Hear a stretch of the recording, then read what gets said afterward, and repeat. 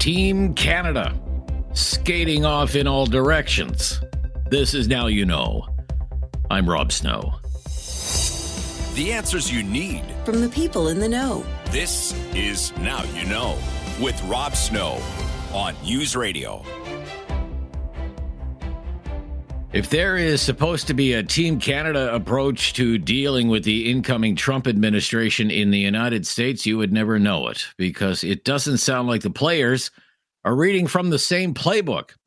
Ontario Premier Doug Ford appears to be the only provincial leader on board with cutting off energy supplies to the United States, namely electricity, should Donald Trump follow through on his tariff threat. Ford made that suggestion a couple of days ago and then doubled down. We can't just roll over as we're being under attack and our families and our jobs. We just want to send a message. When it comes to the U.S., I want to send them more electricity. I want to send them critical minerals. I want to make sure that we have fair trade going back and forth across the border. That's what I want to do and support them any way we can. They aren't our enemies. They're our allies. And every single governor and senator and congresswoman and men that I speak to, they agree. I'll be speaking to both governors of Michigan and New York today, and I'm sure they share our same thoughts and values about giving them more electricity if they need it. That's the last thing we want to do. Would we do it? Let's wait and see. Canada's biggest electricity exporter is the province of Quebec, which has long-term deals with New York and Massachusetts. Quebec Premier François Legault has no interest in cutting off that cash cow for his province. Instead, he told reporters that if Canada wants to avoid tariffs, Prime Minister Trudeau needs to come up with a credible plan for the border. I had the chance to meet with Mr. Trump last weekend in Paris, and he told me very clearly that we can avoid those tariffs if we do what needs to be done with the borders. He doesn't want to see any more illegal immigrants coming from Canada to U.S. So I think the best choice right now for Mr. Trudeau is to table a plan with money, with a number of people to better secure the border. I think we have to do that. It's a lot better than getting 25% tariffs starting on January 21. So I prefer that than starting a war and stopping sending energy to the United States. The idea of cutting off energy supplies to the United States or having the federal government impose export taxes on commodities, as is being contemplated, according to news reports, totally off the table. For two Western Canadian premiers, this is Alberta Premier Danielle Smith. It's a terrible idea. As you know, as the owner of oil and gas, think about what that would mean. So $122 billion worth of trade coming out of Alberta, a 25% tariff on that, which, if my math is right, would be $30 billion, which would then go to Ottawa. So if you think I would be supportive of that, I must tell you, in no uncertain terms, that would not be on. Premier Smith would go on to outline what she thinks the best way forward is if Canada wants to avoid Trump's promise of tariffs. We recognize that we provide America with a lot of the raw materials and component parts that help to fuel their industry. We've got various goods that go back and forth across the border, whether it's oil from here that goes to U.S. refineries that comes back into Canada as finished product, or whether it's beef that goes into the U.S. and then comes back into Canada as finished product. You can say the same thing for forestry. You can say the same thing on component parts for manufacturing. You can say the same thing on plastics. That's the education that I think that we need to make sure that our American counterparts understand, is that this mutual trade relationship is mutual and beneficial. And so I would be wanting to lead with how we can get more of our product into the United States, particularly on the energy front. Yet there are reports today the Trudeau government is considering export taxes on commodities, including oil, potash, and uranium, all key to Saskatchewan's economic well-being. And Saskatchewan Premier Scott Moe said on social media that export taxes were never mentioned by Prime Minister Trudeau during his recent meetings with the premiers. Premier Moe said export taxes being on the table, quote, would be a complete betrayal to Canadians. And he also said if they are under consideration, there should be a federal election right now. Another energy-rich province is Newfoundland and Labrador. And the Liberal Premier there, Andrew Furey, is also not on board with ending energy supplies to the United States. We have no interest in stopping the flow of oil and gas, our incredibly valuable and now well sought after world-class oil and gas to the United States. Nor do we now have any interest in stopping export of any electrons that could be produced in Labrador to the northeastern seaboard. I happened to have a call with the New England governors the other 2 or 3 nights ago, and there is a significant degree of concern on both sides of the border. And I think we need to bring it really down to a local level so that the president and decision makers on both sides understand that this could be incredibly punishing to not just the economy, but to the tables and the gas tanks and the electricity switches of every household across the northeastern seaboard. At the New York Stock Exchange yesterday, Donald Trump was asked about Premier Ford's threat of cutting off electricity supplies to the U.S.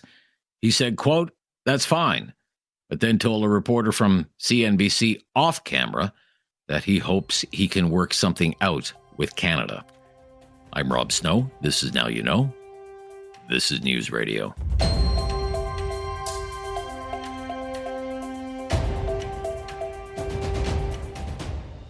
You have questions. Now You Know with Rob Snow has the answers.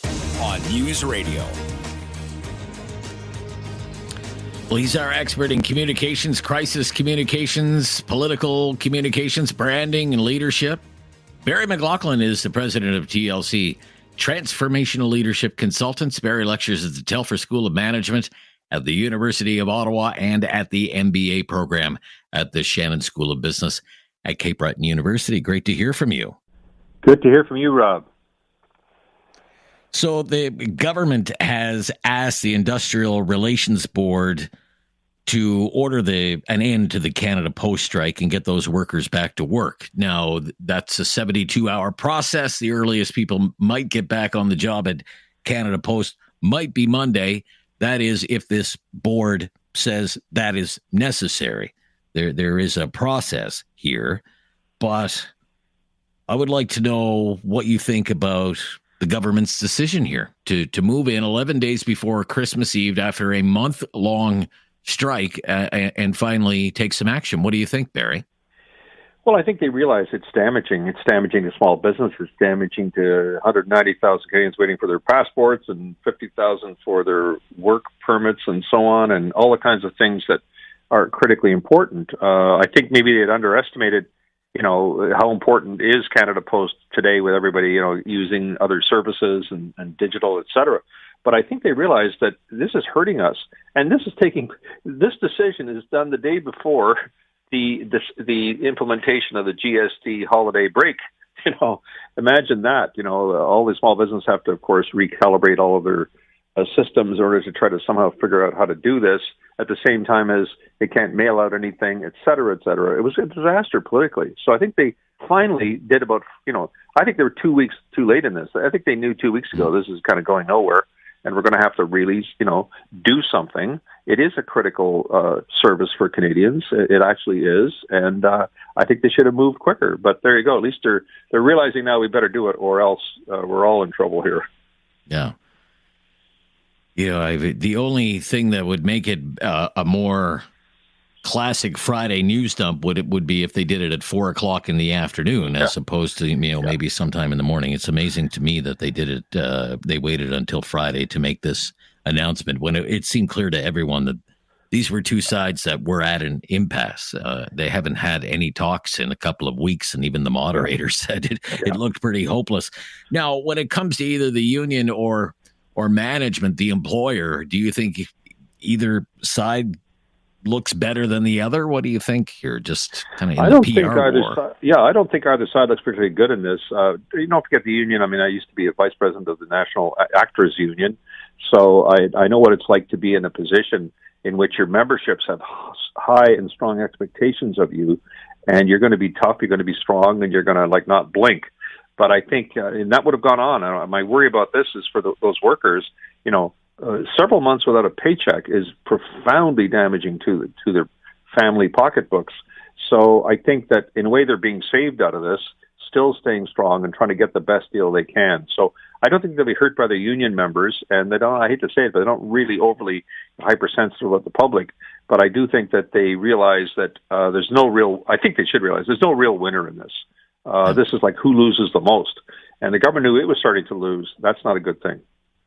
It's really curious that if the Industrial Relations Board follows through with what the minister, Steve McKinnon, is asking the board to do, get the workers back on the job, have them work under the current collective agreement until May 25th, I almost wonder, because there's a lot of speculation that there could be there's going to be a spring budget, and that would be the election budget from the Liberals, and that would stand as their election platform, the next budget from the Liberal government in the spring, that could fall and we could be into an election.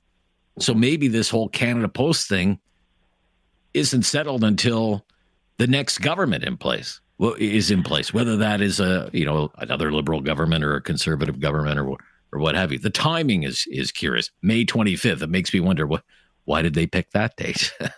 Well, that's a good point. You and I have talked about this before. I'm not expecting a fall election. I think it's going to be a spring election. But anyway, Right. Bottom line is that the government isn't, in effect, going to directly underwrite the payments. I mean, this has to come from Canada Post. They got to do something about their business model, and I'm sure they are always thinking about that, and tweaking it. But they're going to have to make some very serious decisions.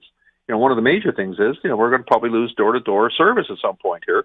A lot of us that still have it. We'll be going down to the postal box like more and more Canadians are doing. A lot of changes have to take place, and they've been a bit slow on the uptake. There's always politics involved in it, and but I think that this is a chance to face reality. I don't think waiting until May 25th and having them work under the old agreement, I don't know what the union would think about that.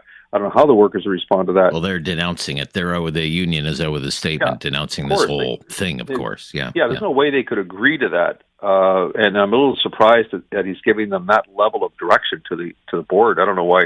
At some point the board has to take hold of this and find a common ground and just implement it, getting them back to work. And we're now down to 19% over 4 years. Well, that's just under 5% a year. Okay. Well, they won 9% right up front, right? 9% in the first year. They dropped it back. Yeah. And so they have shown some flexibility. I think the government, or not the government, but I think Canada Post has to show some flexibility back. We haven't heard that yet. Okay. Well, we'll see what happens with that. When we come back, we'll talk about another big deal, and that's the CEO of Air Canada and all the other Canadian airlines are in for their grilling today.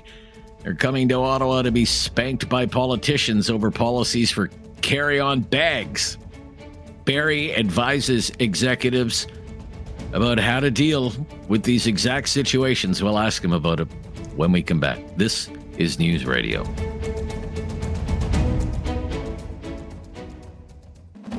No question goes unasked or unanswered. Now You Know with Rob Snow returns on News Radio. Back with Barry McLoughlin, the president of TLC, Transformational Leadership Consultants. So the CEOs of the airlines, the Canadian airlines, are testifying in Ottawa today about recent changes to carry-on baggage fees. So Air Canada, WestJet, Air Transat, Porter Airlines, it's their turn to be roasted over the coals by politicians in Ottawa. You coach executives on how to handle situations like this. What is your advice to these CEOs?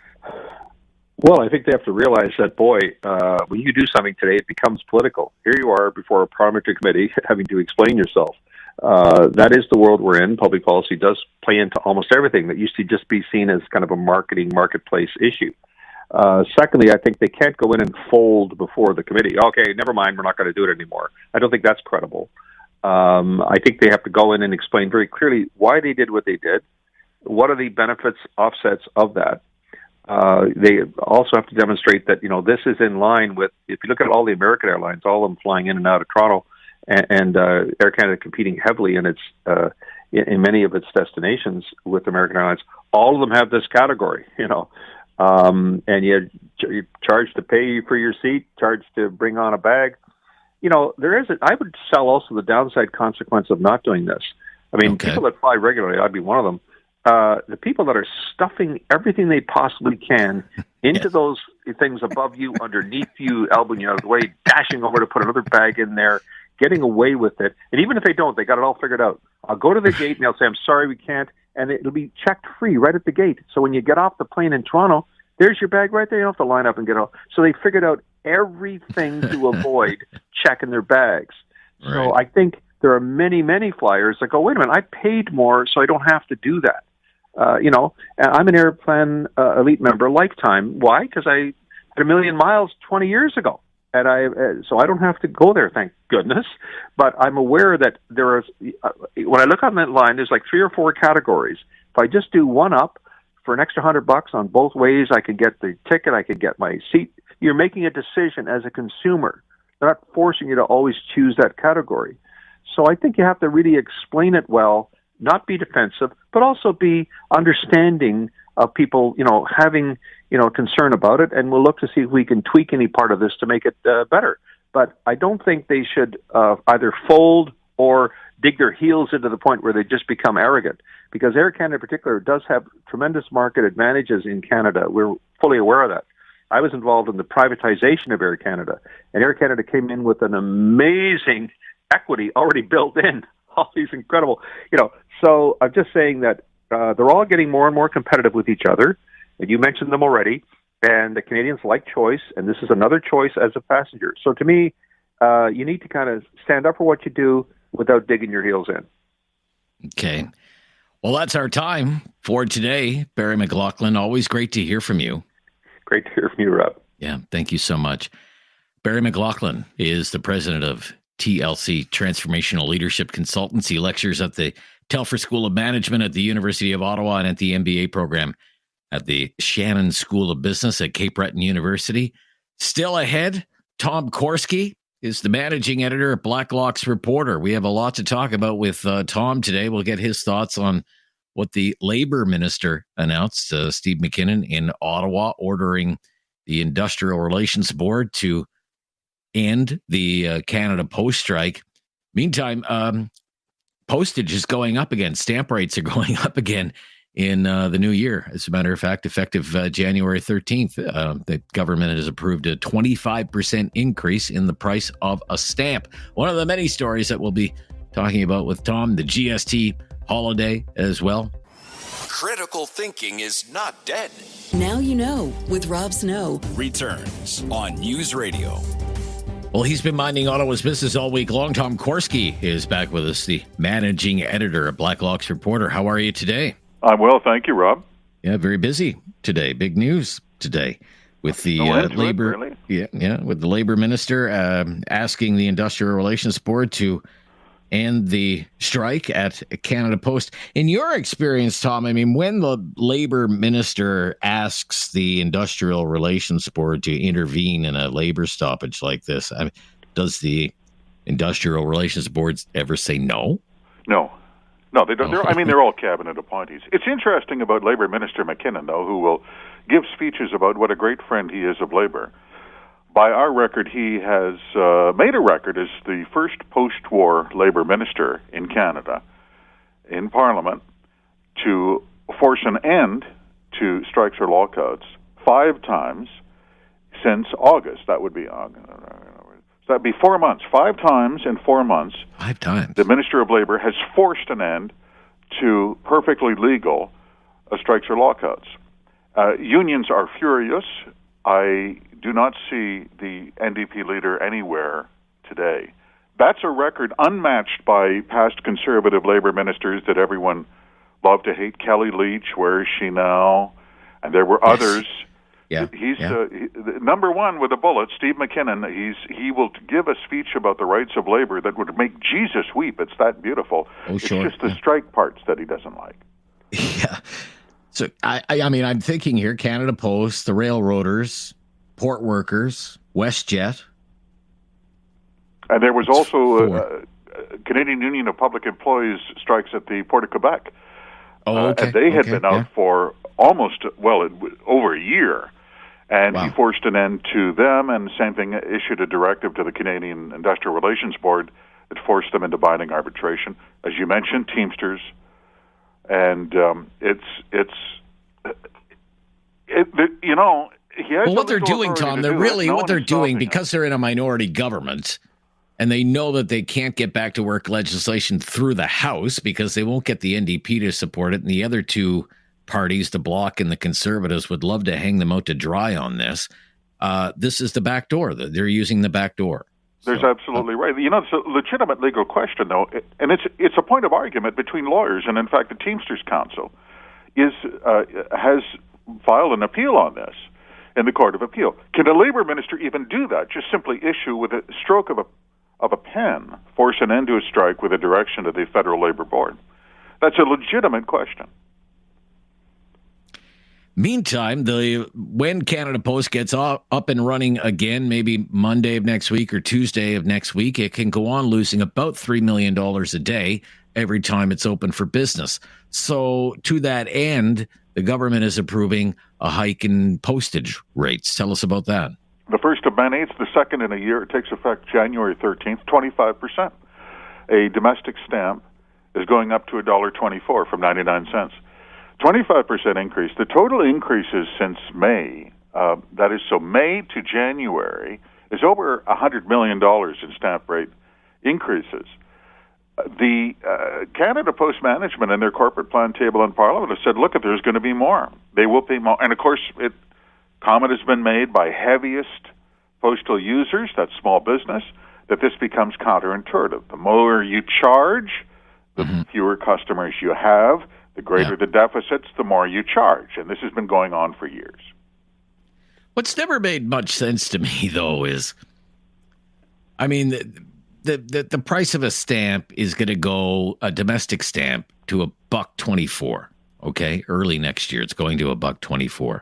That's whether I mail a letter to my father on Cape Breton Island, or whether I mail a letter from the radio station that I work at in the south end of Ottawa to your office in downtown Ottawa. It's the same. It's $1.24. And you know that they've done. It just never made much sense to me that they do absolutely. it that way. And the Department of Public Works that oversees the Canada Post Office has done research on that, and they've found Canadians, guess what? They agree exactly with you. Why should a letter mailed to Nunavut be charged at the same rate as crosstown mail? There are postal services in the world that make money. The Italian Post Office is a publicly listed company. They sell insurance. There are a lot of creative ways that post offices can do to pull themselves out of the ditch. And for some reason, Canada Post is not doing it, and Cabinet is not doing it. Well, what Cabinet is doing is it's giving us all a 2-month GST holiday. Now, it came right down to the wire. It was in the Senate last night for third reading. It did pass. And the finance minister celebrating royal assent on social media today, even though we know from recent reporting that finance wasn't really crazy about this because it's going to mean they're going to blow through deficit targets. But in reality, the budget watchdog has been doing some digging into this because there are harmonized sales tax agreements with the provinces. So what does that mean about the true estimate of what this actually will cost taxpayers, a 2-month GST holiday? It's very expensive. It's almost $3 billion. It's $2.7 billion, as you mentioned. The provinces that have harmonized legislation are entitled by law to compensation every time Cabinet cuts the rate because it costs them revenue too.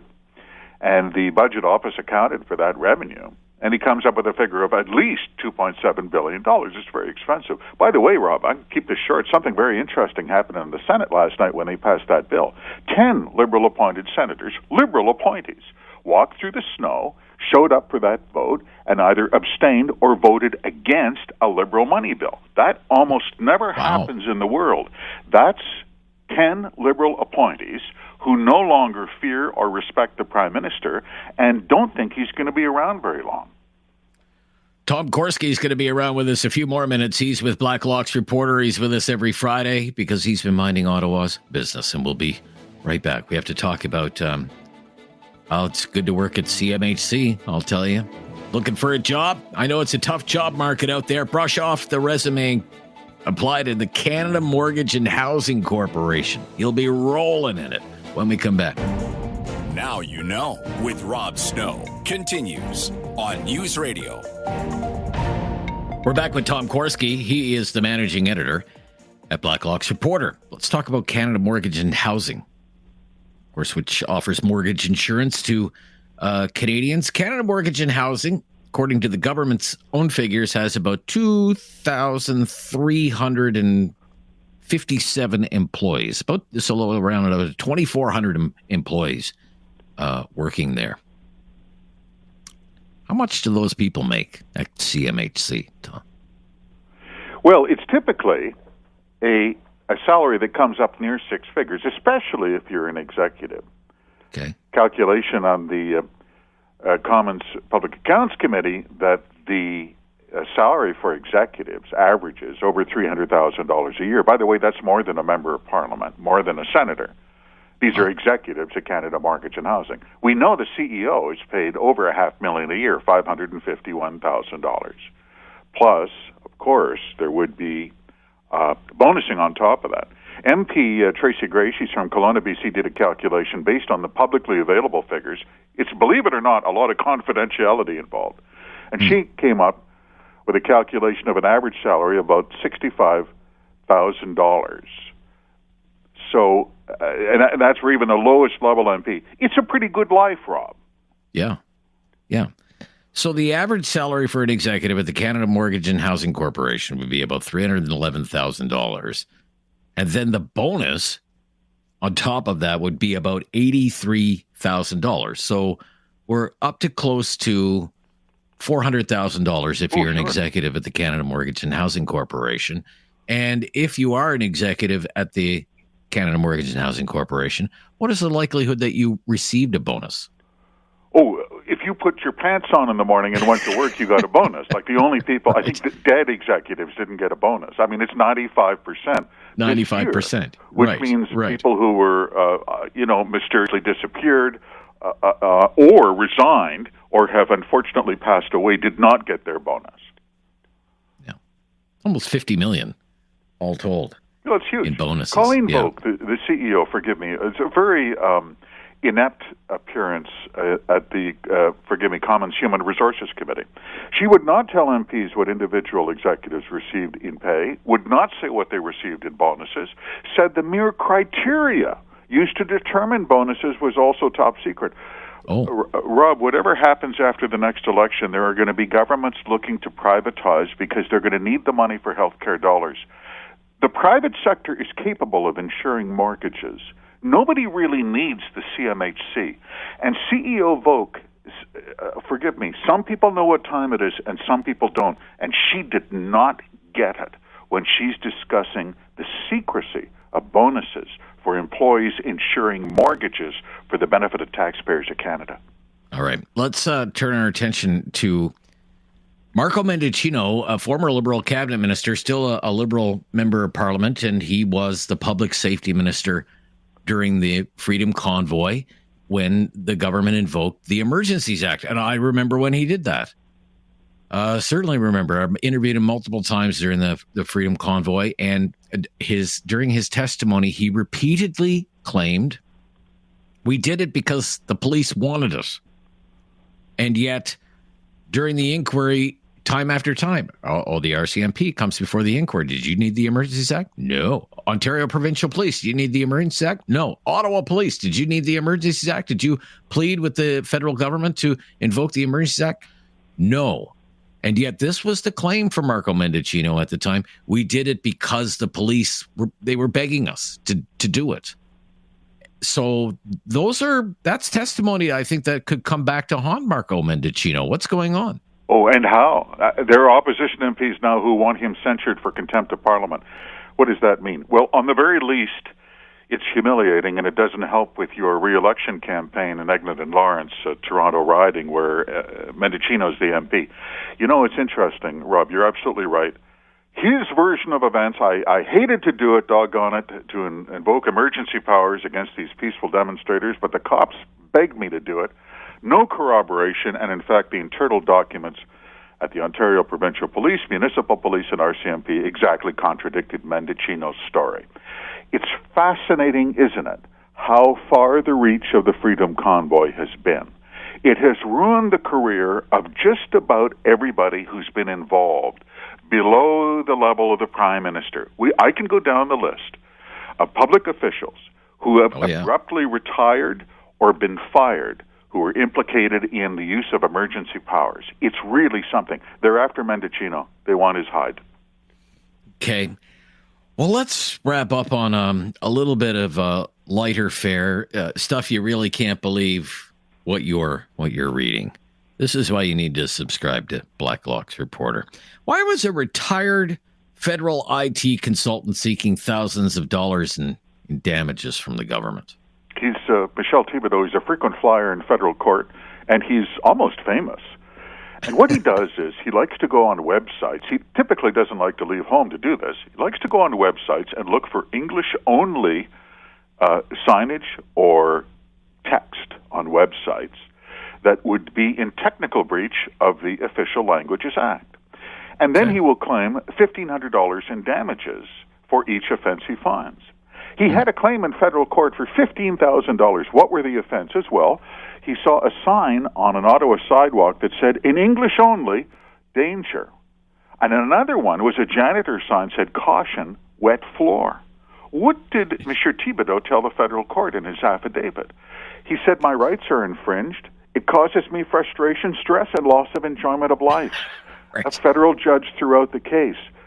There have been estimates he's filed more than 50 claims. He had one case go to the Supreme Court. It's a hobby. It's a hobby. Yeah. Okay. Everyone needs a hobby. I guess that's his. All right. Well, look, it's chilly in the nation's capital today, but the news coming out of political Ottawa is certainly red hot. Thank you for reporting on it, Tom. Great to hear from you. Thank you, Rob. Yeah, bye-bye. Tom Korski, the managing editor at Blacklock's Reporter. Now you know with Rob Snow continues on News Radio. Hi, Rob Snow here with David Smith. On Friday, we made it to Friday, David. Again. Made it to Friday. Yeah, yep. A big news Friday. A big news Friday. Yeah, Canada Post, David. We just can't escape the news about Canada Post. Here we go again. So the Labour Minister in Ottawa today, Steve McKinnon, he's actually an Ottawa area MP just across the river in Gatineau. He is asking the Canada Industrial Relations Board to put an end to this strike and get the employees back to work. So that's kind of a 72-hour thing. The Relations Board will hear from both sides over the weekend and probably come out with a ruling, I would assume, on Monday. And typically, as you heard from Tom Korski from Blacklock's Reporter, what the minister wants, the minister received. And perhaps the mail could start moving, I don't know, maybe sometime Monday or Tuesday. But, I mean, they've been out for about a month. So why now? What took you so long? Here is the Labour Minister, Steve McKinnon, on moving to end the Canada Post strike. We do have a labor code in Canada. It does afford unions the right to strike. They, and they alone, selected the timing of this, they meaning the parties, so because there's a strike and a lockout in effect, it also must be underscored. And these parties have not reached an agreement on their own for a long, long time. I wanted to give them every possibility of doing that. We devoted every bit of mediation and other resources that we could. I myself have had direct discussions with these parties on many occasions. We wanted to reach a sustainable agreement between these parties, but obviously this week, in fact, as I said in my remarks, the talks took a turn for the worse. So again, the Labour Minister in the Trudeau government, Steve McKinnon. So Cup W is out with its own statement saying it denounces, quote, in the strongest terms, this assault on our constitutionally protected right to collectively bargain and to strike. This order continues a deeply troubling pattern in which the government uses its arbitrary powers to let employers off the hook, drag their feet, and refuse to bargain in good faith with workers and their unions. It's a rapidly developing situation. We have not had the time to review all the details. The union is currently reviewing the order and considering all of its options moving forward. That's from the union, the Canadian Union of Postal Workers. Canada Post, the Crown Corporation, the management there, it's issued its own statement as well. Let me read a little bit here. Canada Post is reviewing the details of the Minister of Labour's announcement this morning to ensure we are prepared to fully participate in the process and comply with the minister's directive. While that unfolds, this is rich. We look forward to welcoming back our employees to work. Yeah, I'm sure they do. Isn't that something? We look forward to welcoming our employees back to work and serving Canadians and customers. We will take all appropriate steps to support that process as quickly as possible, given the direction provided to us by the minister. Our commitment has always been to reach negotiated agreements with CUPW that would help us better serve the changing needs of Canadians. So you've heard from the minister, you've heard from the union, you've heard from the company. We'd love to hear from you on this. It's the Friday free-for-all Talkback, but it is the Talkback, and Canada Post is back in the news. It looks like the strike is coming to an end. What do you think about that? Right after the news on News Radio.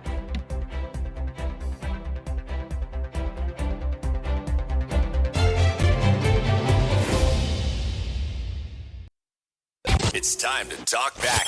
On Now You Know with Rob Snow. Call now. And have your say. 1-833-668-2577. Welcome to Talkback. 2 hours of debate and discussion on the big issues of the day. It is the Friday free-for-all today, our favorite day of the week around here, because we don't come up with the topics. We've been doing that all week, so today it's your turn, and we'll just follow your lead. If you want to talk about something that's been in the news, it's been a busy news day already and a busy news week. There's a lot to talk about. If you want to talk about something you think should be in the news, then feel free to raise it here, whatever it happens to be. We have a phone line for you. The call-in line, 1-833-668-2577, 1-833-668-2577. And if you've never called before, just mention that to the call screener and we'll make your call a priority. Looks like the Canada Post strike could soon come to an end because the government wants it to come to an end.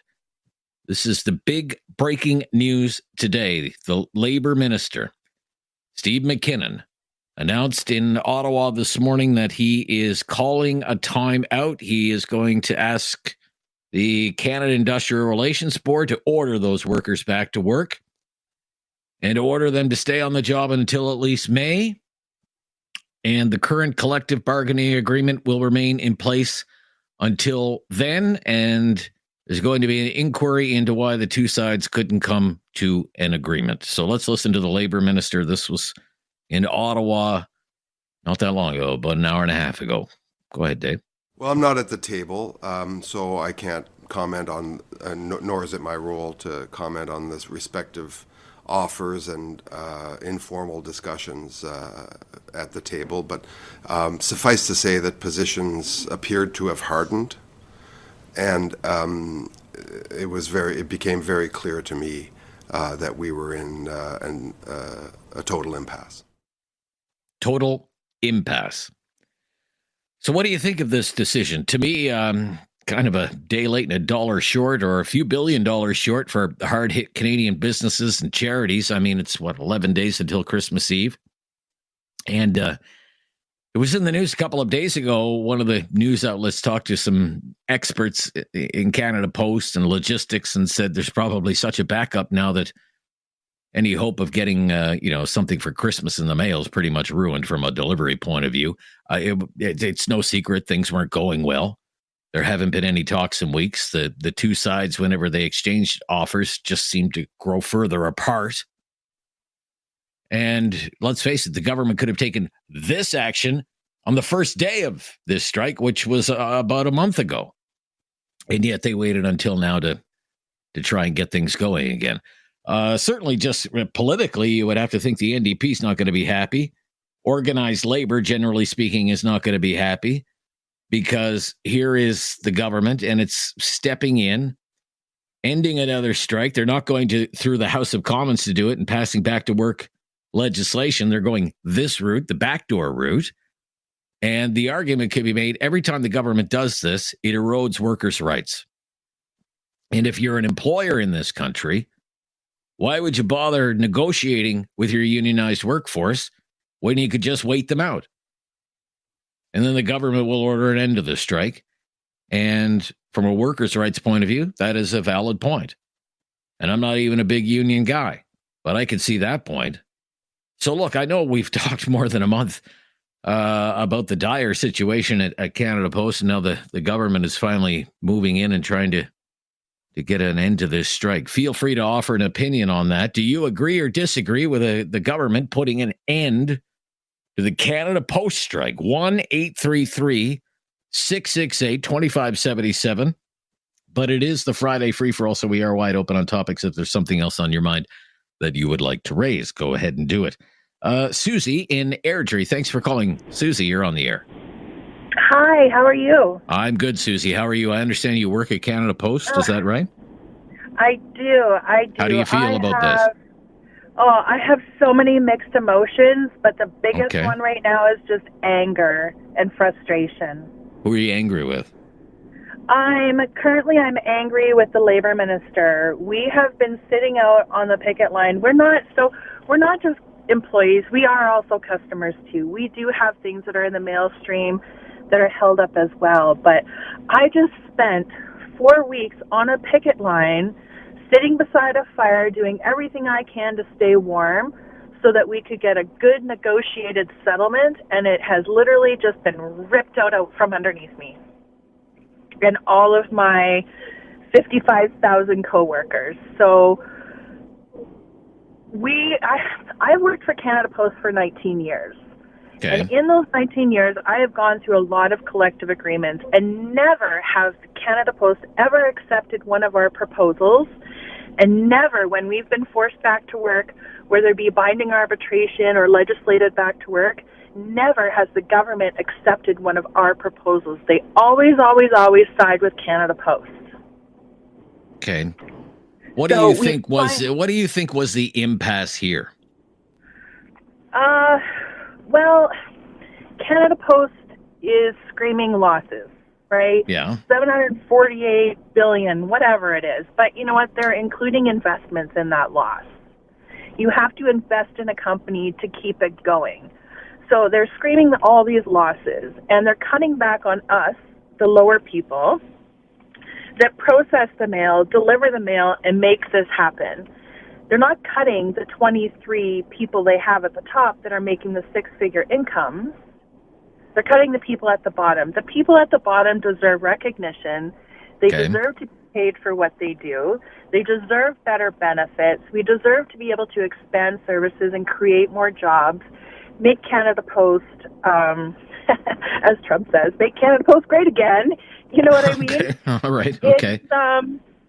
Yeah, we deserve better than what we're getting. What would you say to people? Because this is what I've heard. Okay, we've talked a lot about Canada Post on this show, and we've had callers with all kinds of opinions on this. Okay, and some of them have said, "You, Susie and Airdrie, you're working for a company that is going down the drain, and you should be lucky to have the job that you have." There are people who would give their left arm to have the job that you have, and then you are out on strike and wanting big raises. What would you say to people like that?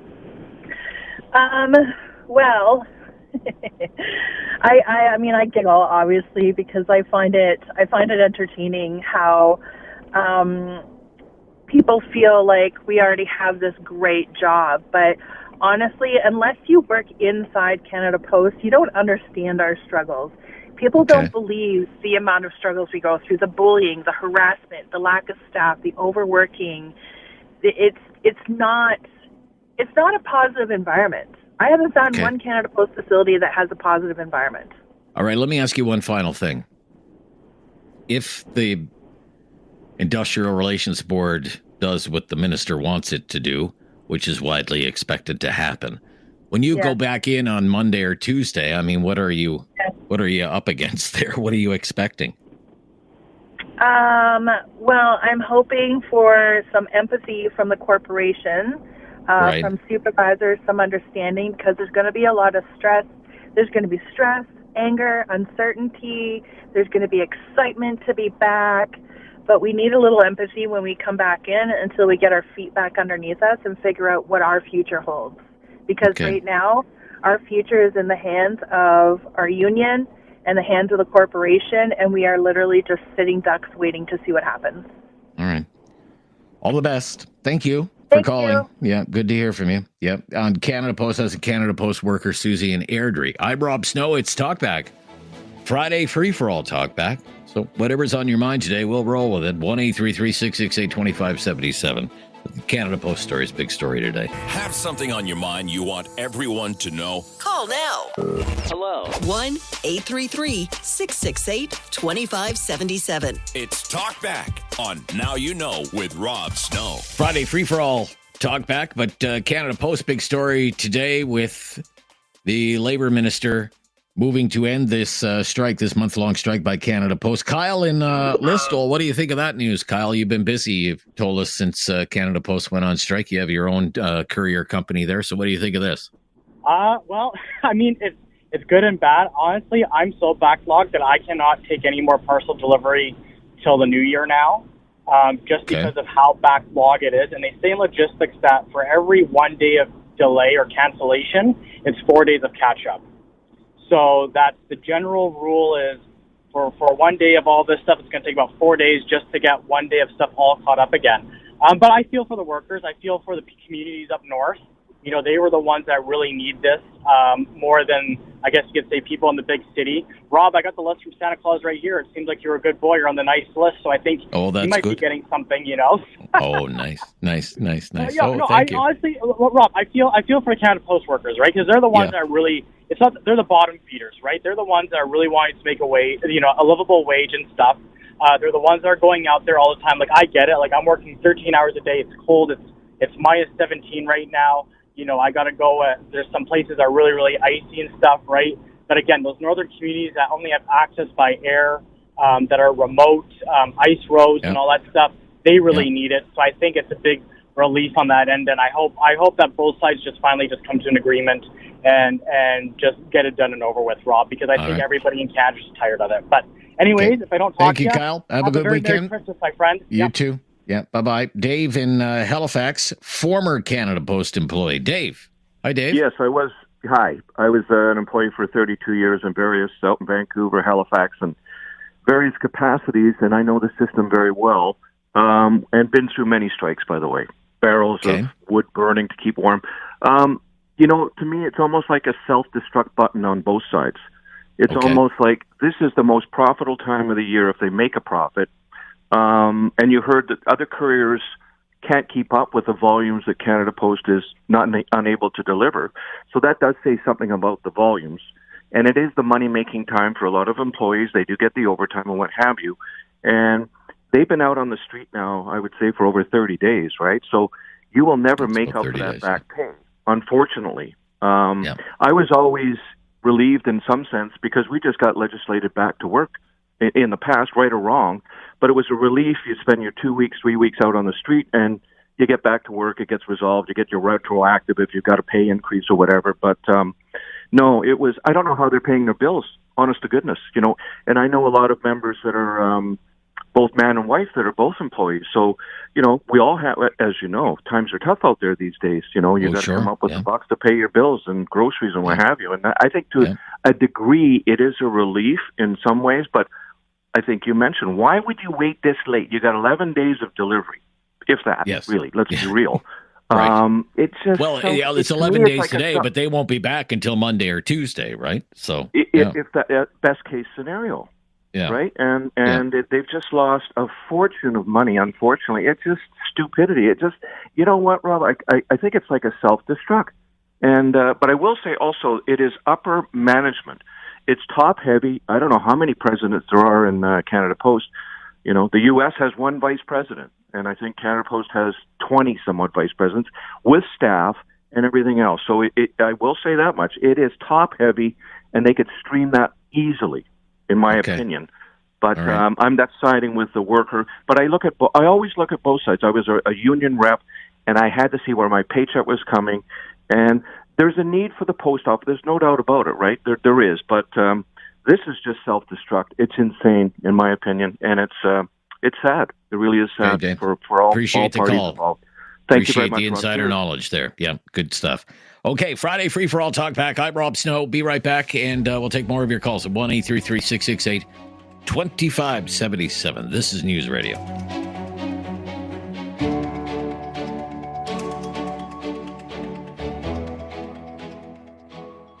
Have something on your mind you want everyone to know? Call now. Hello. 1-833-668-2577. It's Talkback on Now You Know with Rob Snow. Tom in Cambridge, you're on the Friday Free for All Talkback. What's on your mind, Tom? How you doing, Rob? I'm good. Not bad for a Friday. Okay, I'm going to be quick here because I was listening to your show on Wednesday, and I think it was about change in politics. So I've got 4 things here about this. I'd like to talk about the postal strike and then about something else. But 4 things in politics for politicians I'd like them to change is that all MPs must pass a security clearance before sitting in the House of Commons. All MPs have their pensions, get those guaranteed pensions rolled back to say $3,500 once they are finished in politics or retired or from that stand, and do not receive a severance if they are not reelected. Okay. And all leaders must pay a full market value for all their accommodations and utilities where they're living in. There's no housing allowance. No housing allowance. No housing allowances. No nothing for them because it's paid by the taxpayer anyhow. Okay. Right. And all salaries frozen for 4 years. Okay, so why would you want? Why would I ever want to run for public office then? Do you not want to attract? This would be the counter argument. I'm just going to play devil's advocate here, Tom. I'm not saying I'm totally in disagreement with some of what you're saying here. Well, you want to attract good people. You want to attract quality people to a life of public service. Well, right? Why would I leave my career as whatever, a successful business person or being a success in the law or whatever profession I happen to be in, if I want to do that?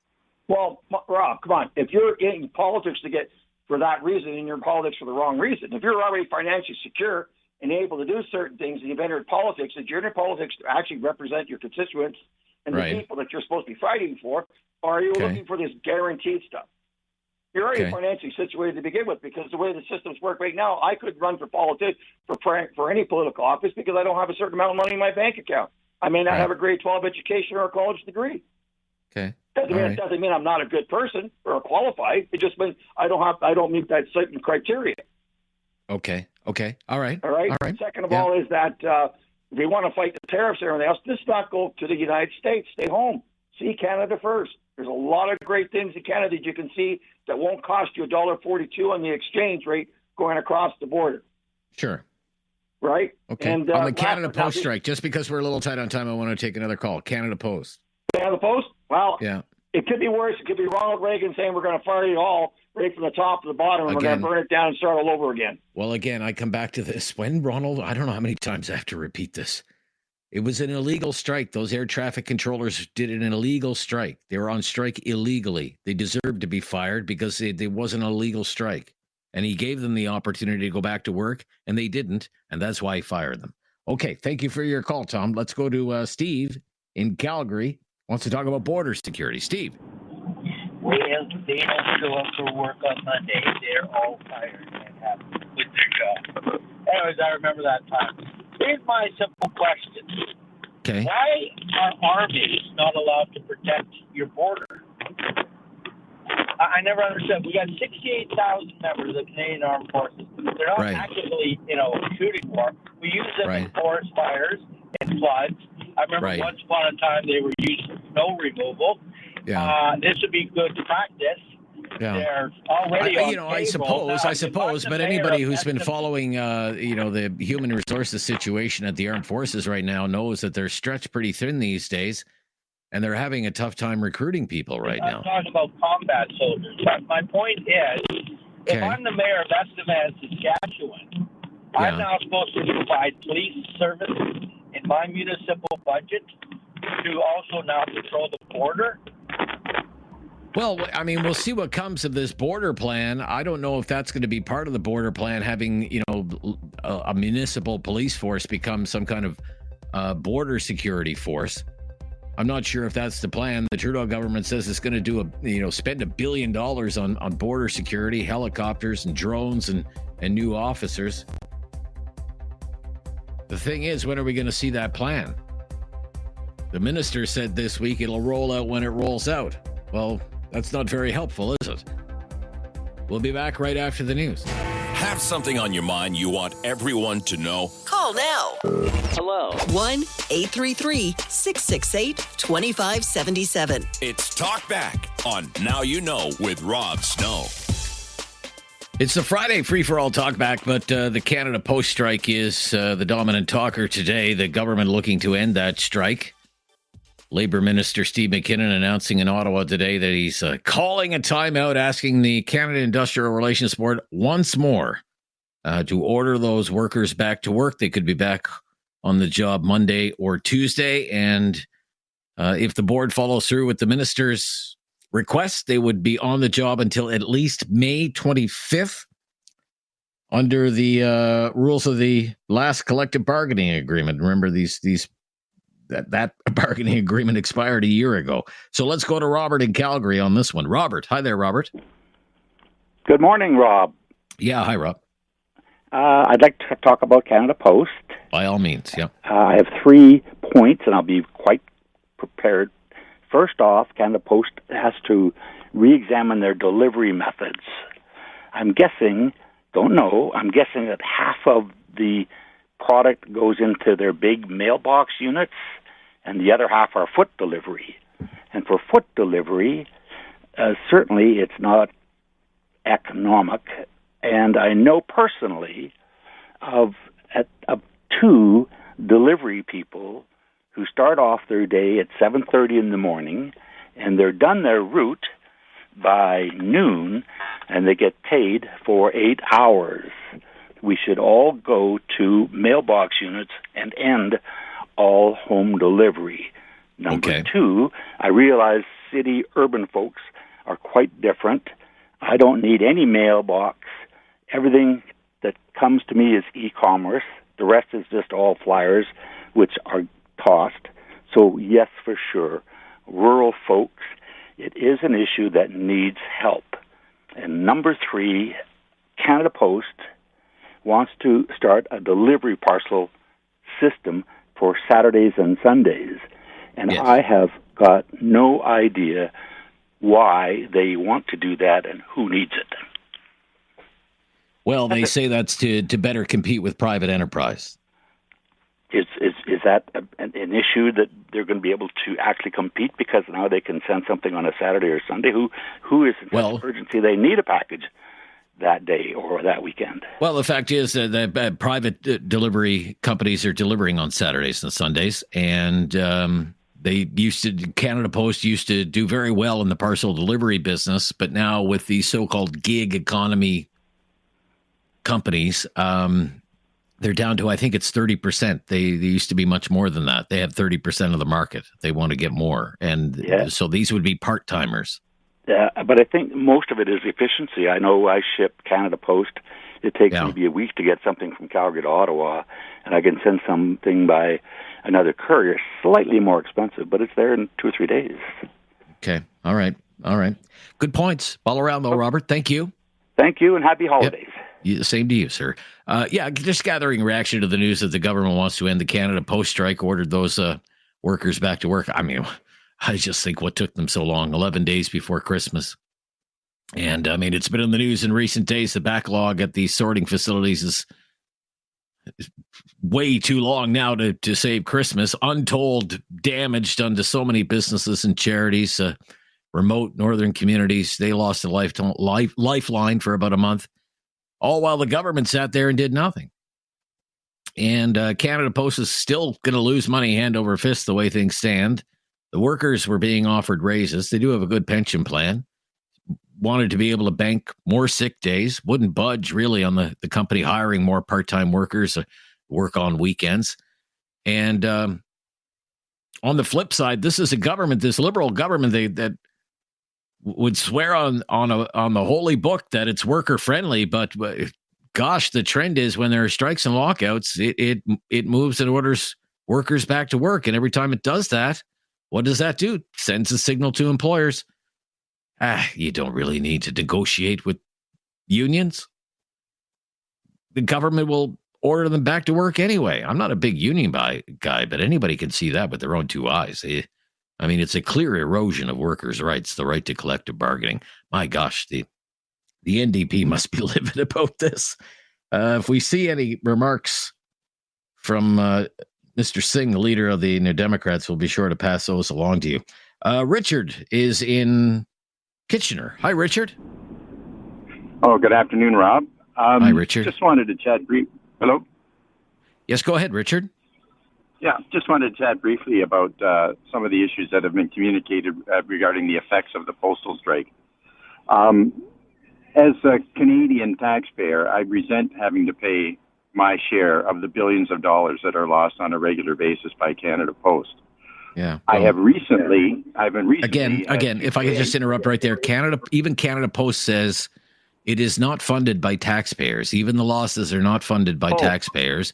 They're funded through the revenue that is generated by the Canada Post Corporation, and the losses are covered by reserve funds that Canada Post has. The issue is Canada Post is running out of those reserve funds and will soon run out of operational funding, probably sometime early in the new year. Okay, well, I appreciate that correction. So when they run out of those reserve funds, if they continue to operate in any way similar to what they are now, they're going to be looking to somebody to bail them out, whether it's banks or more likely the government. Yeah, or they'll be insolvent. The point I was going to make was that the hue and cry about the exorbitant fees that are charged by courier companies to send things at this time of year, I think it needs to be taken in the context that Canada Post courier services weren't free. So one really should be just looking at the differential between what they paid in the past to Canada Post to send that present from Kitchener to British Columbia versus what they had to pay to a private carrier. The other thing I'll mention, I've listened to a professor from Carleton University, and I'm sorry, but I've forgotten his name. Ian Lee, yeah. Oh, yeah. I mean, there's a guy that will tell you Canada Post needs not be expanding services. They need to be cutting back to maybe 2 deliveries a week, because the rest of their package business hasn't got a chance of being competitive in this world. So this is something that has seen it today. There needs to be some sort of solution for those who have no other choice to access certain services or information. But the world is changing. There are places you go to that won't take cash anymore. So people who didn't have a bank card or a credit card are having to figure out a way to deal with that. Just like those who are dependent on getting their support checks in the mail have to find a way to evolve to direct deposit. The world is changing, and Canada Post is going to be left in its dust. All right. Thank you. Thank you, Richard, for having your say on the Friday free-for-all Talkback Hour. We have cleared the lines. So if you call right now, the wait won't be too long at all. Have your say. We don't have to talk about Canada Post. It's open line, open topic today, and there's been a lot of news all this week. Interesting story today.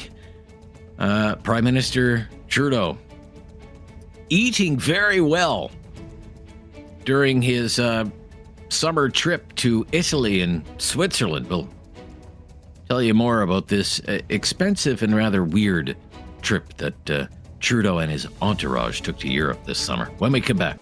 Have something on your mind you want everyone to know? Call now. Hello. 1-833-668-2577. It's Talkback on Now You Know with Rob Snow. Let me just throw this into the mix because it's such a weird story. Weird and infuriating at the same time. So the Toronto Sun is running a story about Prime Minister Trudeau and a trip this summer that he took to meet leaders of the G7. He was in Italy and he was in Switzerland. And an expensive and a kind of a weird trip. Okay. The total cost for the 4 days is almost $1 million. 4 days, $918,000, 4 days. And in 4 days, David, they spent $71,000 on food. I'm sorry, what? $71,000 on food. $43,000 of that was for in-flight meals. On airplane food. Holy $43,000 for in-flight meals. Enjoy your GST holiday, everyone. Remember, you will save 65 cents on a rotisserie chicken. Super. Okay. Isn't this something? A 4-day trip, and the Prime Minister and his entourage spent something like $10,000 a day on airplane food. Wouldn't you love to see the menu?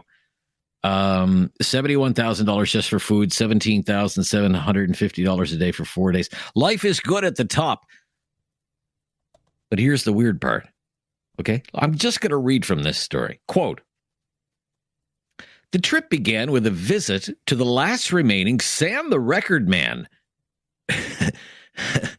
at the Quinte Mall in Belleville, Ontario, about a 20-minute drive from CFB Trenton. While there, RCAF personnel purchased $102 worth of DVDs, including the 2004 Paul Haggis film Crash, the first season of the 2022 Addams Family spin-off series Wednesday, the 2024 comic book film Madam Web, and the 1985 thriller Witness, an Oscar-winning Harrison Ford film. End quote. I've seen that movie, that Harrison Ford. Good movie. But what the heck is that? Why are they going to Sam the Record Man in Belleville and charging taxpayers for this weird mix of DVDs? Doesn't anybody have a Netflix subscription? I mean, I know they probably canceled their Disney Plus subscriptions on the advice of the finance minister, but seriously? Taxpayers are paying for DVDs from Sam the Record Man in Belleville, Ontario, so the Prime Minister can entertain his entourage with an Addams Family spinoff while they travel to Italy and Switzerland? So anyway, it works out to $145 a meal, David. Oh my gosh. No. David? No. When was the last time you paid $145 for a meal? Never. I've never paid that much for a meal myself. Never, ever like not life. Even in the fanciest of restaurants. No, I may have been invited to a dinner that cost that much, but I'm not paying. Okay. I can tell you the last time I spent anywhere close to that, I don't even think it came that much. My wife and I went out for dinner this summer for our wedding anniversary. We went to a really nice restaurant. I texted you a picture of my steak, you may recall. Yes. It had flowers on top of it. Very fancy. It's French dining, 3-course meal. She had a cocktail, I had a glass of wine. And the bill for that meal came to about $200 for the two of us with the tip. And I'm telling you, it was fabulous. And yet these jokers think nothing of spending $145 on airplane food when they're not at Sam the Record Man, billing taxpayers for Addams Family DVDs. But everybody else, hey, enjoy your 2-month GST holiday and saving whatever you're going to save on a bag of salt and vinegar chips. Amin in Calgary. Hi, Amin. Sorry, I had to go on a little rant there, Amin. You're on the air. Go ahead. Not a problem. I feel same about certain things, but that's not what I'm calling about. That's okay. I'm just calling about how I feel about the whole Canada Post strike situation. Yes. Number one, the time to strike that was picked by Canada Post was really, really bad, but we all know it was designed to put as much pressure on Canada Post as possible to pick a time around Christmas, right? But look at the whole country they've got on their gunpoint kind of thing, right? Like, I mean, there are seniors who are dependent on these checks that are stuck in the mail. Child support payments are stuck in the mail. People's passports are stuck in the mail. Now they have to go through the emergency route, pay more money, and so on and so forth. So the timing was right. They could have waited till January, and they could have exercised their right to strike. No problem, right? When we talk about the government intervening now, 11 days before the Christmas, to be the devil's advocate, darned if you do, darned if you don't, is how I feel on behalf of the government, right?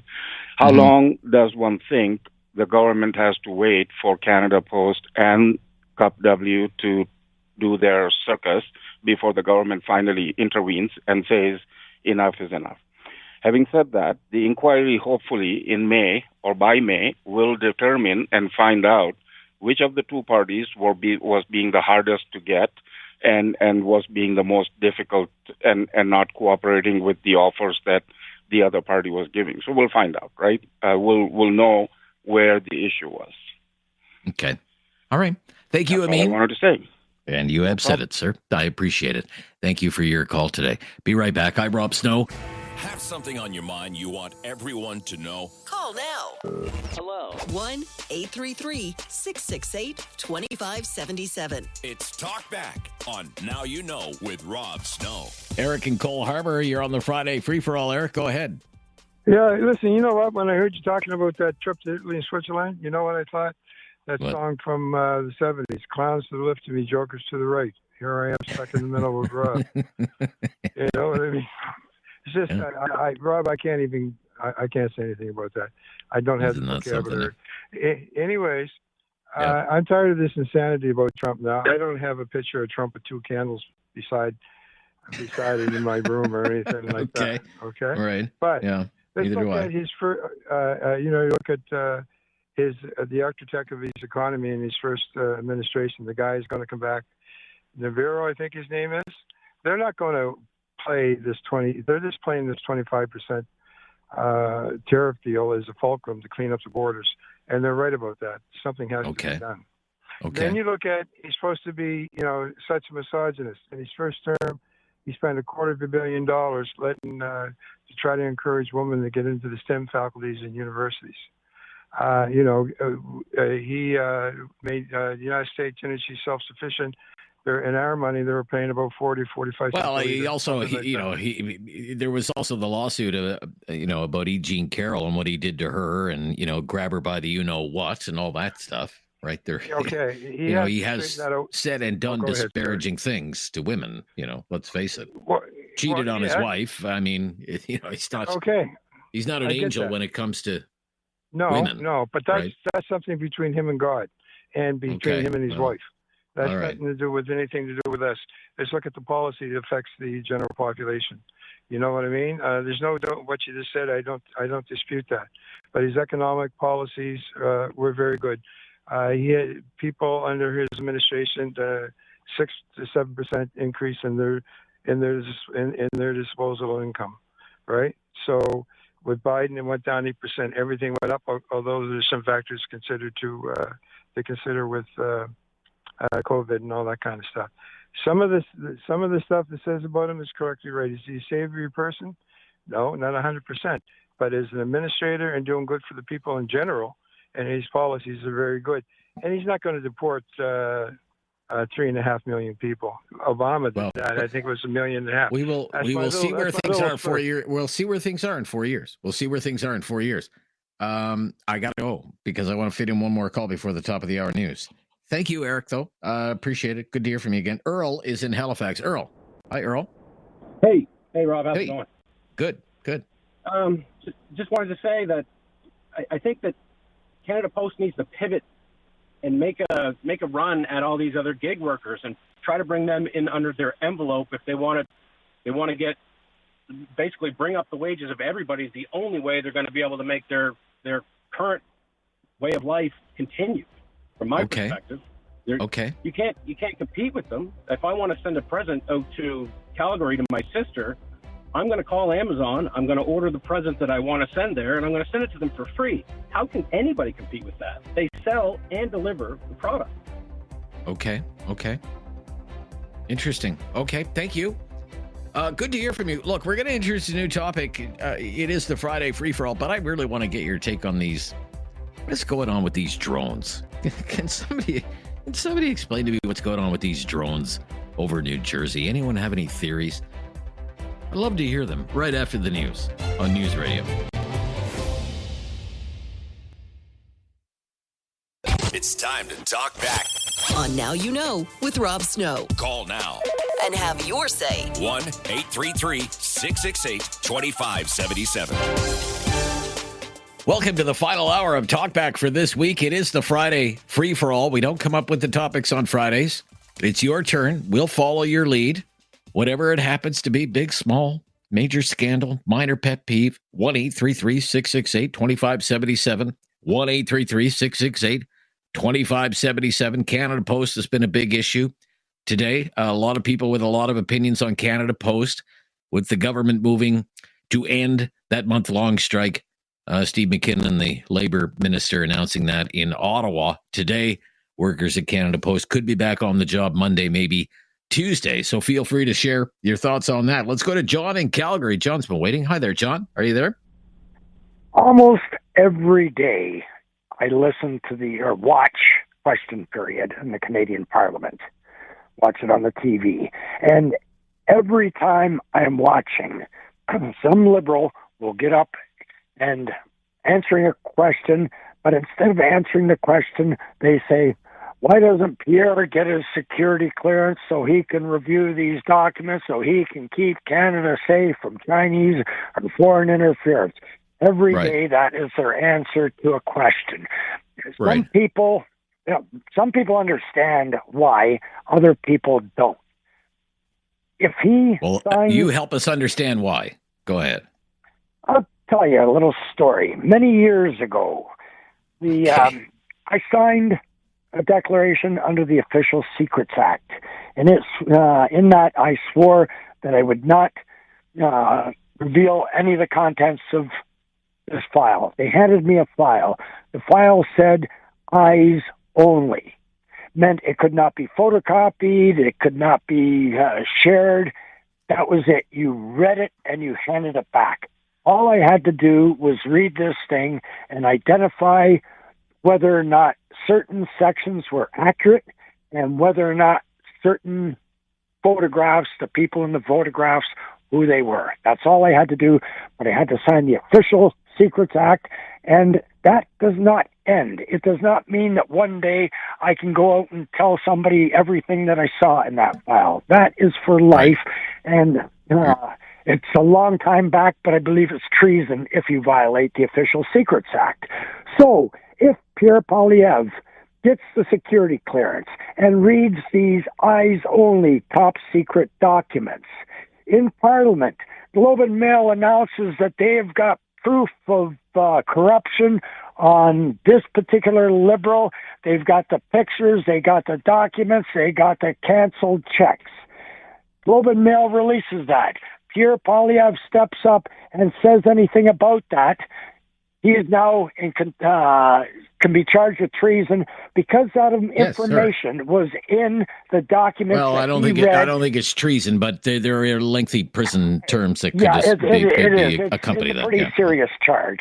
But if he says anything about something that he read in the Official Secrets Act or in these secret documents, if he says anything about that in Parliament, then he has violated the Official Secrets Act and can be charged. And this is what the Liberals want. It becomes a gag order so that he could not say.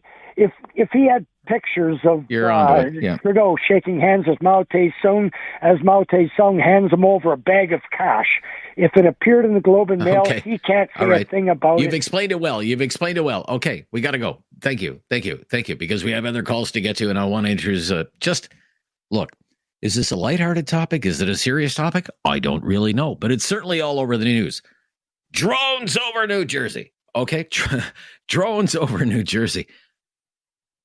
People, what's going on here? Okay, does anyone have any theories? I'm hooked on this. Last night I was texting David. No, I said, what do you think of this? What do you think of this? What do you think of this? I'm like, what's going on here? So let's listen to a little bit of this, okay? Republican Congressman Jeff Van Drew, Republican from New Jersey, all of these sightings of drones over New Jersey, other parts of the United States, even other parts of the world. And he says he's been told by people in the know it's Iran. And they have a mothership. Listen to this here. I'm going to tell you the real deal. Iran launched a mothership probably about a month ago that contains these drones. That mothership is off. I'm going to tell you the deal. It's off the east coast of the United States of America. They've launched drones, is everything that we can see or hear. And again, these are from high sources. I don't say this lightly. Now, we know there was a probability it could have been our own government. We know it's not our own government because they would have let us know. It could have been some really glorified hobbyists that were doing something unbelievable. They don't have the technology. But let's pretend that's possible. The third possibility was somebody, an adversarial country, doing this. Know that Iran made a deal with China to purchase drones, motherships, and technology in order to go forward. The sources I have are good. They can't reveal who they are. Okay. It's Iran, and they have a mothership. So they put that to a spokesperson at the Pentagon. Okay, what's with these drones? There's a congressman on television saying it's Iran. They have a mothership off the Atlantic coast. Any truth to that? Roll the tape, David. Representative Jeff Van Drew, who is a Republican from New Jersey, was just on the air saying that Iran launched a mothership probably about a month ago that contains these drones, and that mothership is off the coast of the east coast of the United States. Is there any truth to that? There is not any truth to that. There is no Iranian ship off the coast of the United States, and there's no so-called mothership launching drones towards the United States. Okay, but if there was, do you think the Pentagon would tell you? Okay, but that's the Pentagon. It's not Iran. It's not a mothership. It's not any adversarial nation to the United States, and it's not the United States military. It's not our drones. Meaning the United States. So, look, I'm just throwing it out there. What is it? What's going on with these drones? Anybody have any theories? 1-833-668-2577. If you have a theory on what's going on with these drones over New Jersey, share them here. But it is the Friday Free for All Talkback Hour, open line, open topic. I'm Rob Snow. This is News Radio. Have something on your mind you want everyone to know? Call now. Hello. 1-833-668-2577. It's Talkback on Now You Know with Rob Snow. Friday Free for All Talkback Hour. Right back to the phones in Cambridge. Sean. Hi, Sean. Good afternoon. How are you? I'm good, Sean. How are you? Oh, pretty good, thanks. Yeah, honestly, like the way they started out in New Jersey, now they're sort of gradually radiating out from New Jersey, like New York City and Maryland. It sort of sounds like they're mapping the area. I mean, it could be just a corporation mapping the landscape, the infrastructure, and things like that. I'm pretty sure the government knows what's going on. Actually, the funniest thing I heard was that lawmaker who claimed that the government wouldn't do anything without telling them about it. That was hilarious. So you think the government knows what's going on? They're just not being upfront with the public about it. Well, yeah, I think it's basically nothing to see here. Move along there, monkey boy. That's basically it. I think it's just move along. Okay, I don't know if I'm. You think it's a private corporation doing some kind of mapping, geo mapping or something? If the Iranians were capable of parking a mothership off the eastern seaboard of the United States and launching drones like that, we got some really huge problems, quite honestly. Okay. I just find it interesting that they won't be upfront with the American public about what these drones are and what they're doing, because by keeping people in the dark, there's a knowledge vacuum, and people are going to fill that knowledge vacuum with all kinds of theories of their own, right? Well, maybe the men in black have traded in their black helicopters for drones. There's a teeny tiny Will Smith inside each one. Okay. All right. Thank you, Sean. Okay. All right. Michael in Calgary also wants to talk about these drones. Maybe he has some theories. Hi, Michael. Hey, how you doing? I'm good, Michael. What do you think is going on here, Michael? So you're telling me the United States has the greatest military supposedly in the world, and their Air Force they can't find out what's going on with these drones? Come on. They're definitely covering something up. This is BS.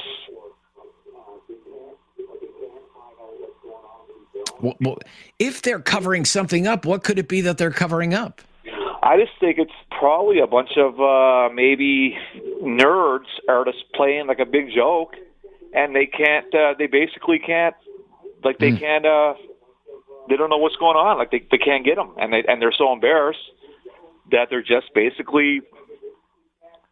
I don't know. It's just I just can't believe it. I'm this.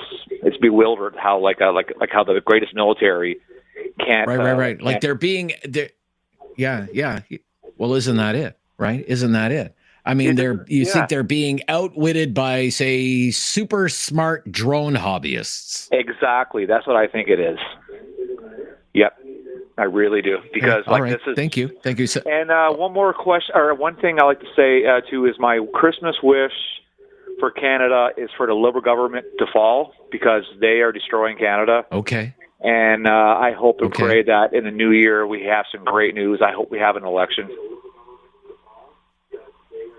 Okay. Well, there's not going to be certainly not going to be an election before the end of the year. There could be a spring election, but I wouldn't be surprised now if this thing goes the distance. I mean, I wouldn't be surprised if if the election is not until October, and it's until the very last minute. Yeah. So we'll see. We'll see what comes of it. But okay, Rob. Yeah, thank you, Michael. I'm going to move along. Yeah. Bye-bye. Yeah. Good to hear from you. Have a good weekend. Bye-bye. Ibrahim in Calgary. Ibrahim. Hi. How you doing? Hello. I'm good. What's on your mind today? What do you want to talk about? Good. Yesterday's the one you touched on.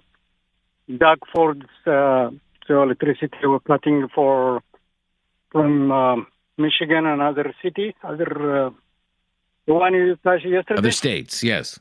Yeah. Actually, it is good, someone standing the bully by Donald Trump, but it's not like in the beginning, the Doug Ford was the one focusing news, the interview, he doing, representing Canada, this is the federal government job, he was trying to promote only Ontario, but the country whole facing, 25 stuff, right? Not only province, so the Ontario. So, but almost he was doing damage control, by showing, and still in the beginning he was saying, Donald Trump, I can't meet him, if he wanted me face to face or whole. The thing is, then suddenly he really changed. So that's what I want to say. All right, Ibrahim, thank you. Thank you for your call. Ibrahim thinks Doug Ford's right, standing up to that bully Donald Trump. We could talk about tariffs, Trump, tariffs, Trudeau, retaliatory tariffs, cutting off energy to the United States. It was a big news story. The developments in that in the last 24 hours as well. Whatever happens to be on your mind today. Have something on your mind you want everyone to know? Call now. Hello. 1-833-668-2577. It's Talkback on Now You Know with Rob Snow. It sure is. It's the Friday free-for-all Talkback, so we're wide open on topics, whatever happens to be on your mind, in our call-in line, 1-833-668-2577. And we love to hear from first-time callers around here. Just mention that to David, and David will tell me, and we'll make your call a priority if you're a first-time caller. Popular topic today is the news out of Ottawa from the Labour Minister that he is asking the Industrial Relations Board to put an end to the Canada Post strike after almost a month of Canada Post workers, some 55,000 being off the job, ending that strike. If the Canada Industrial Relations Board orders them back to work, maybe back to work on Monday or Tuesday, and the order is stay on the job until at least May 25th. Under the rules of the current collective bargaining agreement, they would remain in place until then, and in the meantime, there would be an inquiry into why these two sides couldn't come to an agreement. So if you want to weigh in on that decision, 11 days before Christmas Eve, and they finally move to end the strike at Canada Post. David in Calgary has some thoughts on that. Hi, David. Go ahead, David. What's your opinion? Do you know who set up Canada Post in the first place? No, I can't say I know who set up Canada Post in the first place. No. It was set up by the Royal Mail from England. originally. That's a long time ago. Okay.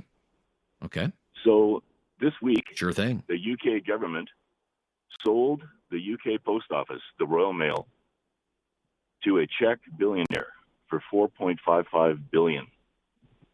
And he's agreed to keep six-day delivery and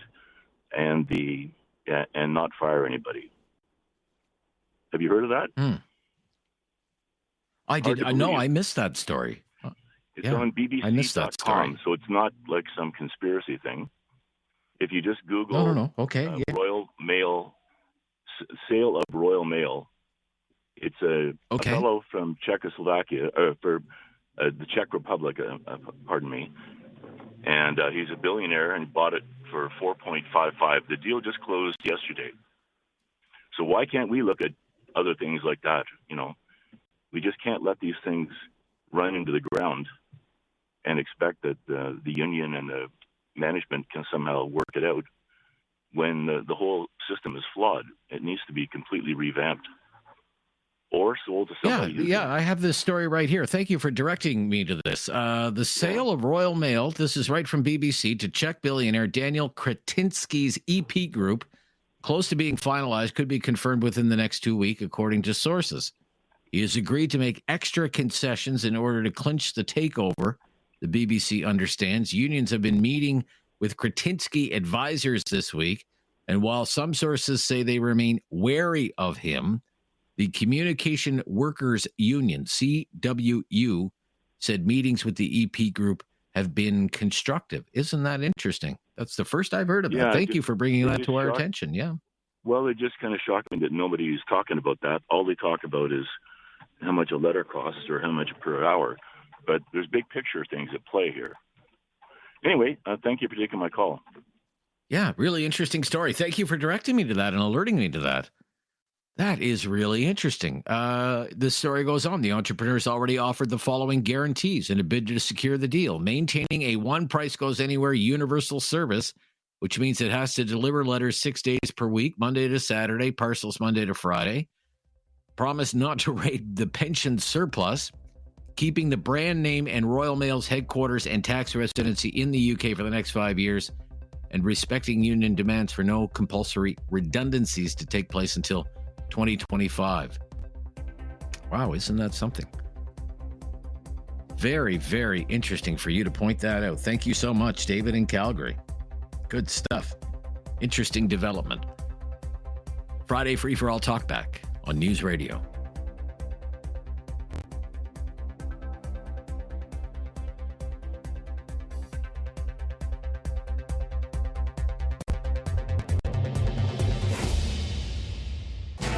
Something on your mind you want everyone to know? Call now. Hello. 1-833-668-2577. It's Talkback on Now You Know with Rob Snow. Friday, free for all, Talkback Hour. We're in the home stretch at 1-833-668-2577. And I'm really, myself, I'm just counting down the hours until the GST holiday. The GST holiday, David, kicks in tomorrow, 2-month tax break, save the GST. What are you gonna do with all your newfound riches? How are you gonna spend your windfall from the GST holiday that gets into effect tomorrow? One of the many things that have been in the news this week. John in Calgary, you're on the Friday Free for All. What's on your mind today, John? Good afternoon. I'm only recently tuned in, so I'm hoping I'm not repeating somebody else's theory, but the drones, to me, I think you're going to find that will be either a company that manufactures them or a company that sells them. They're trying to create mystique, and eventually, within the next week, either the government or the company will say, well, this is company X that's doing this, and they will have gotten $1 million of free advertising. Oh, okay. So you think it's a stunt? It's a corporate stunt. Well, stunt, if they get free advertising, I guess it's worth their while. But, yeah, there's too many Machiavellian conspiracy theories that I can't accept. Take the simplest possible is what I would provide. I do want to I hadn't planned to make a comment about the post office, but I would say if the gentleman in Czechoslovakia wants to buy a postal system, let's give him a deal on ours. But there's something more behind that, because the only way it'll work in Britain as here is they have to break the power of the union. So I suspect he may take it and let it go bankrupt and then buy the assets. Just a theory, of course, but I hadn't heard about the Royal Mail until the gentleman phoned in just a short time ago, but I find that an intriguing story, and be interesting to see what happens going forward if that deal does close. Yeah, sure will. Thank you so much for your call on the Friday Free for All Talkback Hour. Lots of time to take your call today. 1-833-668-2577. 1-833-668-2577. Okay, so John in Calgary thinks the drones, they're kind of it's some kind of a corporate thing. I like the comments from this guy. This is the borough president of Staten Island, not far from New Jersey, right in the New York area there. Vito Fisella is his name. Borough president, Staten Island. They've seen these drones there too, and he had a news conference this week, and this is what he said. My name is Vito Fisella. I just want to pose a question that I think is on millions of people's minds around here. What if there were 3,000 reports of drones or manned aircraft sightings over the U.S. Capitol or the White House or the State House in Albany? What would happen? There would be an immediate and intense response to figure out what they were and to solve the problem. And yet, millions of people around here, New Jersey, of course, here in Staten Island, and beyond, are getting nothing but don't believe what you see. There's a saying that we had after 9/11, if you see something, say something. I think that's become, if you see something, don't worry about it, because we saw it too. And the people of Staten Island deserve answers. The people of this city and state and region deserve answers of what the heck is going on. What the heck is going on, he says. Okay, well, that's what I'm asking you. What the heck is going on? Doug in Guelph with the drones. What the heck is going on, Doug? Well, I listen to AM talk radio in the evenings, 4 different stations, and when they have the news, it's the lead-in story right away. And it's they're talking about it on all the talk radio shows. They're flying over Trump's golf course. They're flying in Jersey, and they're flying over some military places. And that's all they talk about. They're now down in the San Diego area of the West Coast. I don't know. As far as what Ford is doing, I think he should amp that up and say, unless you withdraw your threat of tariffs, we're going to shut the lights off in Detroit the night before Christmas Eve, Milwaukee, Buffalo. You're not only going to get the problems of the seasonal thing, you're going to have the football fans screaming, because these 3 cities are potential Super Bowl contenders. You fight. A best defense is a good offense. Okay, so you like Ford's position then, because he's more or less alone on that. Doug. That's the only thing that's going to stand up, is if you push back harder than what he's potentially going to do. And on these talk shows, they talk about all the upbeat attitudes from Atlanta to all over. They're just so upbeat and happy because this guy's taking over. And they got promised. Guy wears a MAGA hat into a grocery store. A guy comes running up, high fives him. They start talking. A lady does a 15K run, and she's got Trump down the side of her pants. She's surrounded by people. She sells all her spare pants. So this would really disrupt the potential that all these people are accepting. He should also include, a while back, the governor of Michigan wanted to shut down the oil that was coming from the west that was going under Lake Michigan and Lake Huron. And they came back and she couldn't do it because they're going to, in Sarnia, they're going to make propane and send it back, which is a necessity of yours. So Ford should also include, we're going to cut you off propane. And by the way, even though barbecue season over, it's winter. Okay. And put it in his court and do it. Because what it is, it's an attack. Okay. On our economy, our way of life. Okay. And I think Mexico should back up with the same, because they have more trade in Mexico back and forth than we do with the United States. Okay. Thank you, Doug. Thank you for sharing your opinions today on the Friday Free for All Talkback Hour. Great to hear from you. Have to stop here. Have something on your mind you want everyone to know? Call now. Hello. 1-833-668-2577. It's Talkback on Now You Know with Rob Snow. All right, not to belabor this, but I just can't get enough of this drone story. Okay, I only know what I've read. I only know what I've seen on social media, and I've read a lot of crazy theories about what these drones could be.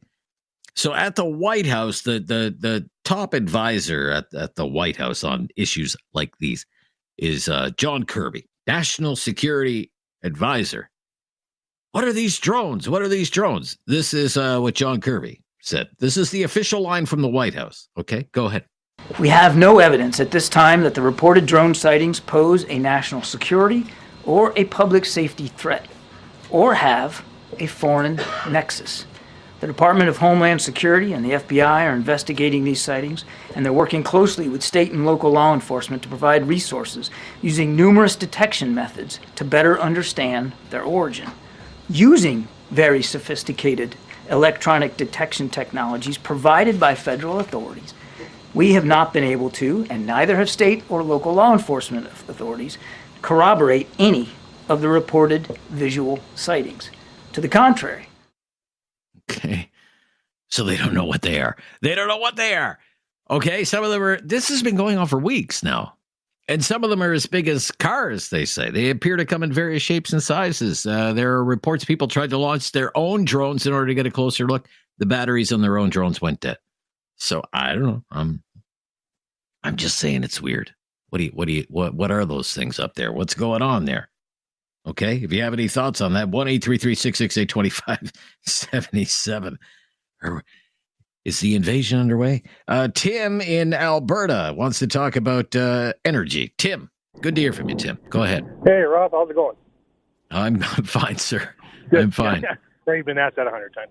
Hey, I was just wanting to say, Doug Ford, he should probably maybe park his ego a little bit, and maybe, I mean, the border security is a serious issue, and if Donald Trump, he's not playing around, and maybe he should have take a page from Danielle Smith and maybe have a look and maybe have a good look at this, and instead of maybe like that guy, like your last caller said that, we should cut off power and all this sort of thing. Well, you know what?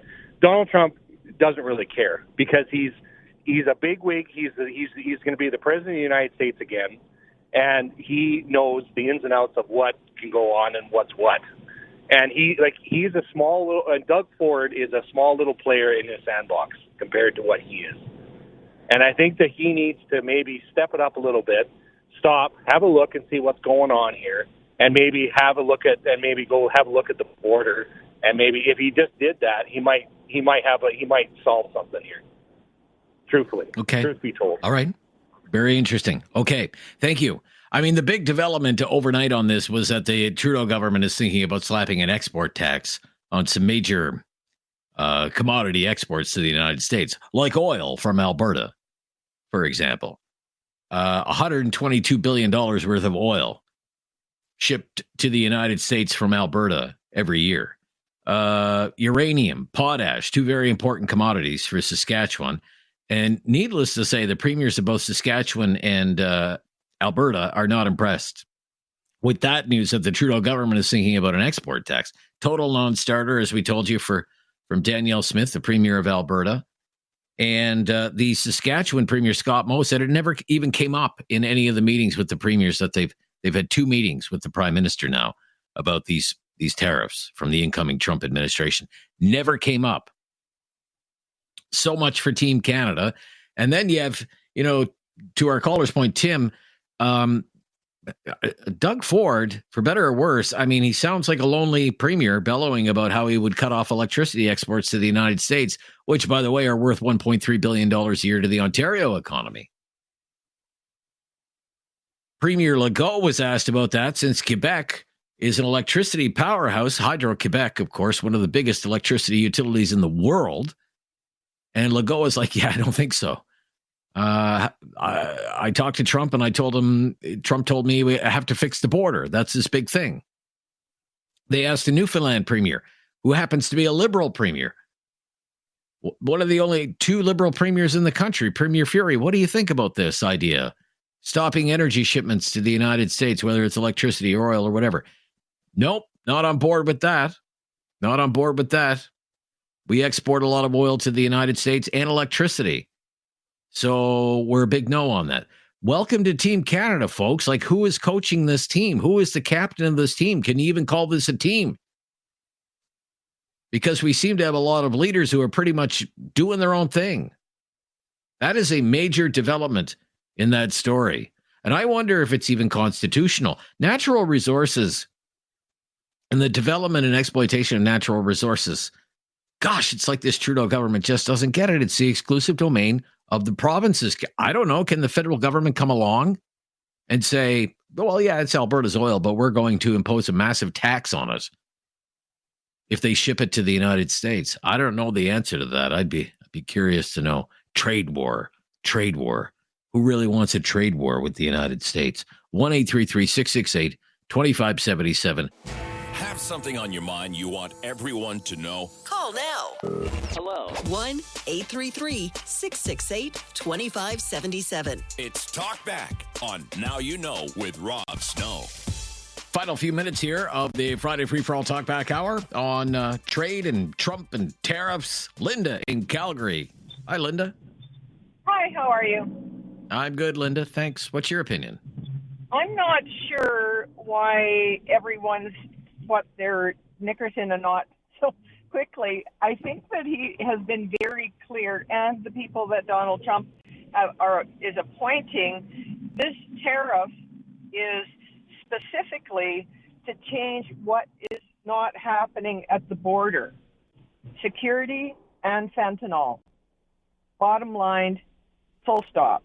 It's got nothing. The Doug Ford's comments were really unnecessary. These premiers putting pressure on the feds to get the border fixed. Full stop. Okay. Right. Yeah, and you're. I guess some people are wondering how much confidence should we have in this current government that we have in Ottawa that they'll be able to do that. Well, what's very interesting enough to placate Trump, you know. The interesting thing to me was the announcement Daniel Smith had come out with, which I really didn't know, what they're doing about the border just in Alberta. I mean, they could share with the provinces exactly that. Quebec has the longest and most managed border in Canada. That's a bigger problem. I know, but the fact is that's not even supposed to be a provincial area of responsibility. Like, this is this is the federal government's job is to deal with border issues. It's exclusively the federal government's job. CBSA and the RCMP. Yeah, no, right? absolutely. Together they have 45,000 employees working at both of those agencies. Yeah. It's their job. Yeah. Well, Trudeau. It shouldn't be left up to premiers to do it, to be quite honest with you. No, absolutely not. But as with regard to the policing efforts and what they're doing in Alberta, I think that was became all part of it, and we'll certainly work in tandem with the feds. But Trudeau just has to do it. End of story. Yeah. Okay. Thank you, Linda. Thank you. Yeah, you got to see it through it. It's a very good point that you raise, and it's been raised before by people in the political world who are a lot smarter than I am. Don't look at it through an economic lens. Look at it through the lens of national security. Very good, Linda. Good point. Norma on Canada Post. I think this will be the last call of the week. Norma, the best for last. No, I'm not sure about that. Your caller, in the first hour, Susie, I can't remember from where, Airdrie, the postal worker, really got my knickers in a knot. And I was going to wait until tomorrow to call in after I calmed down. But then I realized today was Friday, and today is my last chance. All right. What did she say that got you all boiled over there? Crying the blues about being on the picket lines and freezing her butt for a whole month over a fire in a barrel and not getting anything for it. Well, suck it up, Buttercup. Like, they voted to go on strike. And so that's the chance they took. And they thought they had the upper hand because they were doing it at Christmas time. Well, you took the chance and you lost. The other thing, you know what? She talks about the bad working conditions, and maybe they are, but she can always quit and look for another job. And there are tons of people that would be willing to work for what she's making and for the benefit she's getting. And as far as I'm concerned, her and her coworkers and the union, and they're all the Grinches that stole Christmas. Okay. Do you feel better now? Yes, I do. Thanks. Okay, there you go. It can be therapeutic sometimes to unburden yourself, Thank you. Great to hear from you. Great to hear from everyone this week. Thank you so much for all of your calls on all of those topics. Very busy week in news. It does not end. The latest breaking news is coming up next. We're back on Monday. This is News Radio.